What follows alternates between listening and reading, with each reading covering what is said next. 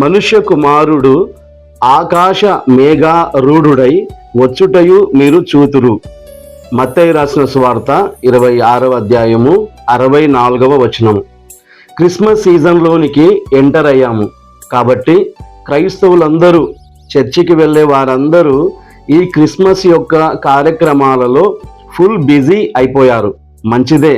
అయితే విషయం ఏమిటంటే, యేసు ప్రభు మొదటి రాకడను క్రిస్మస్ పండుగగా జరుపుకుంటాము.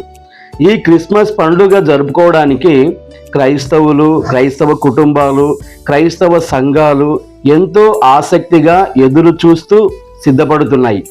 మరి యేసు ప్రభు రెండవ రాకడ దగ్గర పడుతుంది. మరి దాని సంగతి ఏంటి? ఈ రెండవ రాకడకు క్రైస్తవులు, క్రైస్తవ కుటుంబాలు, క్రైస్తవ సంఘాలు, చర్చెస్ ఏ విధంగా సిద్ధపడుతున్నాయి? ఈ విషయం గురించి నీవు ఒక్కసారి సీరియస్గా ఆలోచించు. ఇతరుల గురించి ప్రక్కన పెట్టు. నీ సంగతి ఏంటి?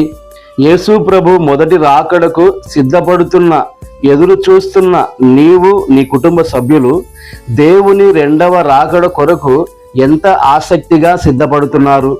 ఎంత ఆశతో ఎదురు చూస్తున్నారు?